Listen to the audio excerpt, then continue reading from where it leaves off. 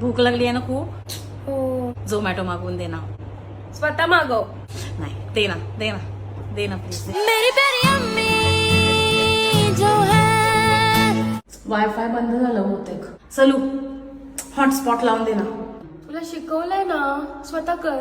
अगं ते पासवर्ड वगैरे मागतं, लावून दे ना. मला ते नाही जमत, लावून दे. मेरी प्यारी अम्मी जो है. भैया राईट जाना है, राईट राईट राईट. मम्मा ते लेफ्ट है.